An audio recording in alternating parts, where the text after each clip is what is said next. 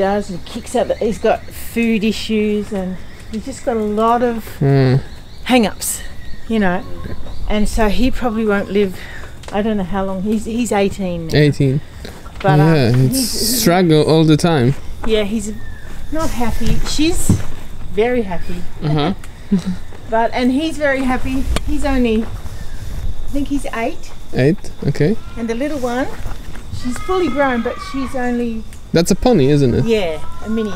She's only about, I think she'd be about 18 months, nearly 2 years now. Yeah. So like, this is Henrik, that's... Sweetie. Cowboy. And Cherry. And she's getting cranky at me. I better take this. Yeah, okay.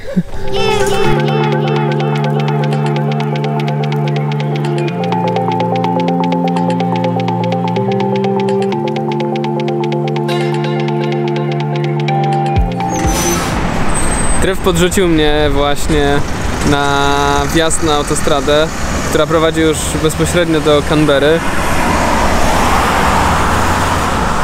No co mogę wam powiedzieć? Wczoraj myślałem, że będzie to najgorszy dzień stopowania i w zasadzie no miałem już takie myśli, że może bym przestał, że może mi się to nie podoba. No a proszę, poznałem Treva, poznałem jego żonę Sue, gościli mnie u siebie, miałem, no mogę powiedzieć, że miałem jedną z najlepszych nocy w życiu, na pewno najlepszą na tym wyjeździe. Wyspałem się, aż mi się nie chciało wstawać pierwszy raz w życiu, znaczy pierwszy raz na tym wyjeździe. I Trev, bardzo miły gość, podrzucił mnie jakieś pół godziny drogi tylko po to, żeby zostawić mnie tutaj przy tej stacji benzynowej. A ja teraz będę próbował łapać stopa. Mieliśmy taką fajną rozmowę jadąc tutaj, ale może opowiem wam o tym kiedy indziej. Ja właśnie 1,5 godziny i nic jeszcze nie złapałem. Właśnie zmieniam napis na taki, który jest tutaj gdzieś w okolicy, 20 km stąd, byleby się wyrwać z tego miejsca. Nawet nie mam za bardzo dokąd pójść, sprawdziłem. Także ten autostop w Australii póki co się nie sprawdza. Zobaczymy.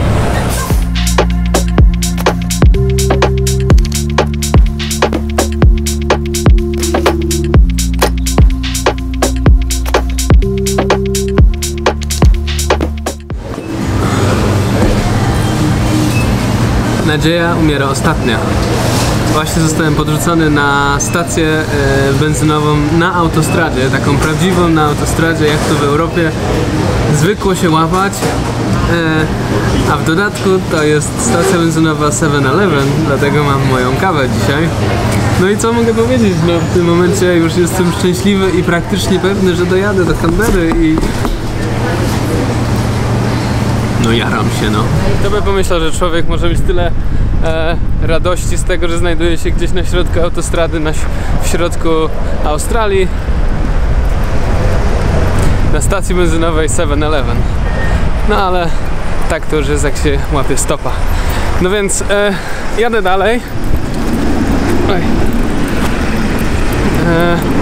Na stacji, na takich stacjach, pewnie wiecie, myślę, że mało osób nie jeżdżących stopem będzie mnie tu oglądać, ale tak tylko powiem, że z mojego doświadczenia wynika, że na stacjach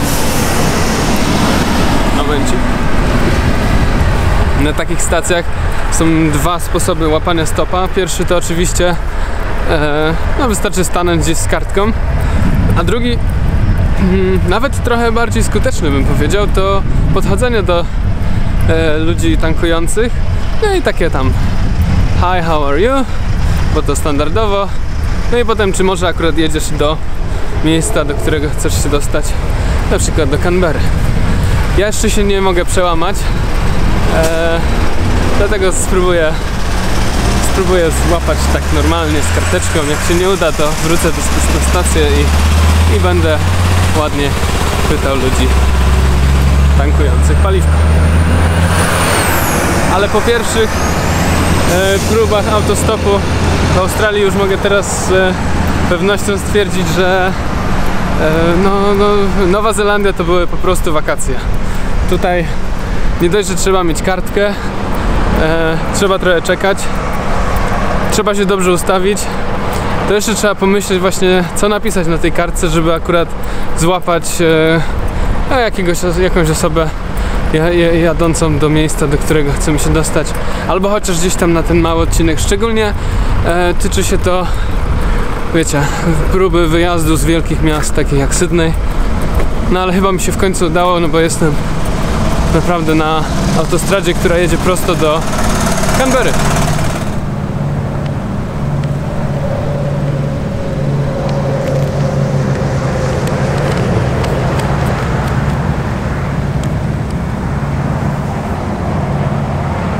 Coś tu brzęczy. Głośno.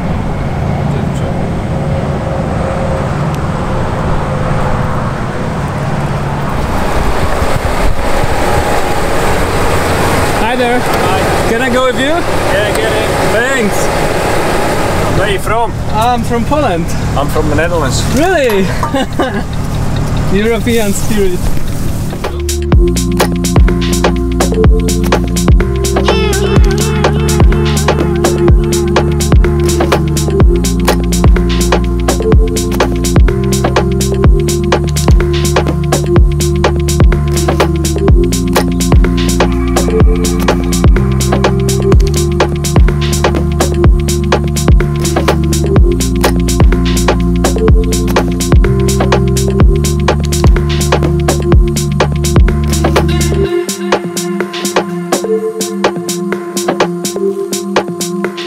I dojechałem, proszę Państwa, do Canberry. Także jestem właśnie w stolicy Australii. Co prawda gdzieś tam na Wypiździejewie, tutaj pod tak zwanym Leroy Merlin australijskim. Ale nic mi to nie obchodzi, bo tutaj wystarczy wsiąść w jeden autobus i za pół godzinki będę w centrum, także co mogę powiedzieć? Żyć, nie umierać. Ale się cieszę. No, a team, z którym jechałem, jest tak naprawdę Holendrem. Przyjechał tutaj 5 lat temu. No i ogólnie od zawsze jeździł tirem, wcześniej w Europie, teraz tutaj. No i tak sobie gadaliśmy o tym, jak to tutaj wygląda. Mówi, że trochę za Europą tęskni, więc wcale się nie dziwię sobie, że ja też tęsknię i że wracam już do niej za 2 miesiące. A tymczasem idę złapać jakiś tramwaj i jadę do Canberry, do centrum.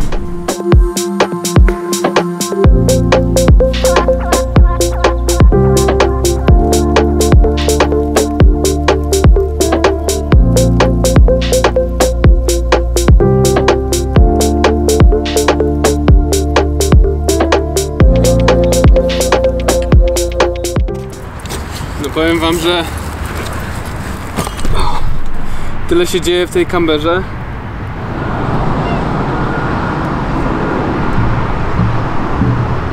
Kiedy wyjeżdżałem, moja koleżanka Marta powiedziała mi, że Canberrę mam omijać, bo nic się tam nie dzieje. Marta, miałaś rację. Ale skoro jak już tak sobie siedzimy, to mogę wam zdradzić parę sekretów. Canberra jest ogólnie sztucznym tworem ludzkim. Stworzona została po to, żeby rozwiązać konflikt wyboru stolicy Australii. Rywalizowały ze sobą Sydney i Melbourne oczywiście. No i tak rywalizowały, że w końcu musieli odpuścić i stworzyli nowe miasto o nazwie Canberra, które ponoć w języku aborygeńskim znaczy miejsce spotkań. Tak sobie wymyślili, chociaż to tylko legenda, więc wiecie, jak to z legendami, nie? Nawet to jezioro tutaj jest sztuczne.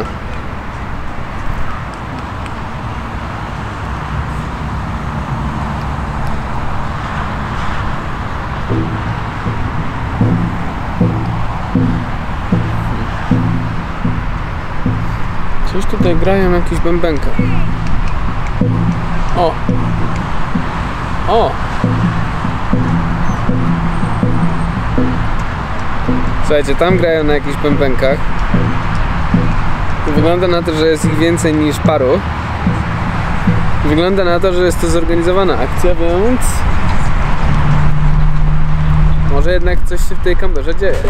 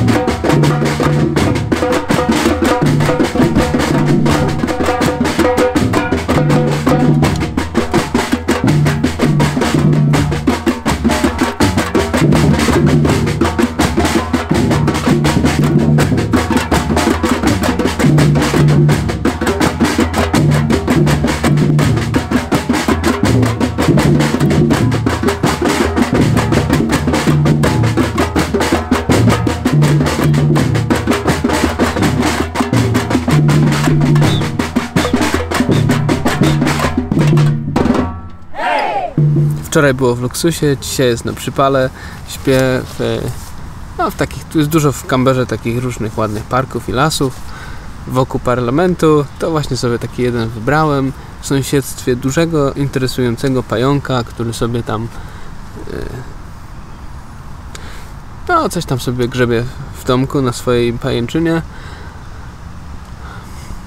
Stwierdziłem, że nie będę mu przeszkadzał, no i sobie tutaj rozbiłem namiot. Co by tu wam powiedzieć tak na do widzenia? Wspominałem dzisiaj o tym, że Trev powiedział mi takie 4 fajne rzeczy, które sprawiają, że człowiek jest szczęśliwy. I nie chcę wam tutaj filozofować, ale no jakoś to tak jakby dotknęło mnie to w pewien sposób, to co powiedział, bo ma to sens i jest to proste, a że w podróży zawsze szukam ludzi, którzy chcą się podzielić jakimiś cennymi radami ze mną, to podzielę się nimi z wami. Należy nie narzekać. Wiem, że to trudne w naszej polskiej mentalności, ale raczej trzeba być wdzięcznym za to, co się dzieje wokół nas. To pierwsza sprawa. Druga, to należy przebaczać wszystkim dookoła i nie mieć żalu, ani takiej zgryzoty, ani nic takiego. Trzecia rzecz to należy dawać. I jak powiedział to Trev, to powiedziałem, no wszystko fajnie, ale ja jestem aktualnie w sytuacji, w której za dużo nie mogę dać. A on powiedział, nie. Tu nie chodzi o dawanie żadnej kasy, tylko o to, żeby dzielić się na przykład, a może przede wszystkim swoim czasem. Dlatego, no w zasadzie można być biednym i nadal móc się podzielić swoim czasem, robiąc coś, pomagając w jakiś sposób. No ma to sens, muszę przyznać. Czwarty przykład już jest taki, no w sumie podobny do trzeciego. Chodzi o to, żeby też podzielić się tym, co mamy, posiadamy. Bo faktycznie jakby aktualnie znajduję się w sytuacji, w której obserwuję dużo ludzi, którzy mają, a ja nie mam i to jest naprawdę niesamowite. Po pierwsze otrzymać coś takiego, jakie to szczęście jest, jak dostajesz, nie wiem, kubek ciepłej kawy. Może nie tu w Australii, bo jest 7-Eleven, ale powiedzmy, jak dostajesz ciepły posiłek, który no, jest inny niż jakiś ryż z sosem. No. Także jeśli chcecie być szczęśliwi, to są takie złote rady. Nie trzeba wchodzić na żadne strony internetowe z nagłówkami 10 top things to do before you make yourself happy, albo 3 simple steps to become happy. Wystarczy oglądać moje suchary i już. Dobra.